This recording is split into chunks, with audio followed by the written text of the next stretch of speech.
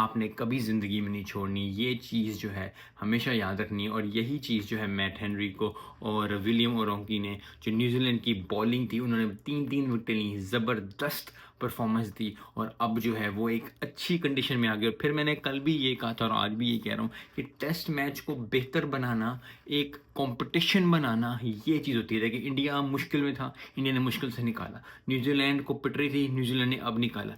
ये जो चीज़ है ना, कि यार तुम अगर कर सकते हो तो हम भी कर सकते हैं, अगर तुम एफर्ट कर सकते हो तो हम भी एफर्ट करते हैं, ये चीज़ आपको आज नहीं तो कल, कल नहीं तो परसों लोगों से जुदा करती जाएगी। अपनी मेहनत चुप करके आपने करती जानी है। जो आप ज़िंदगी में कर रहे हो, अपनी मेहनत है, स्कूल में हो, कॉलेज में हो, यूनिवर्सिटी में हो, आप बिजनेस कर रहे हो, अपनी जॉब कर रहे हो, चुप करके अपनी मेहनत करी जाओ, थोड़ा थोड़ा ऐड करी जाओ। वो थोड़ा थोड़ा ऐड थोड़े दिनों बाद, थोड़े महीनों बाद, थोड़े सालों बाद पहाड़ इतना बन जाएगा जो कि कोई आपका मुकाबला नहीं कर सकेगा।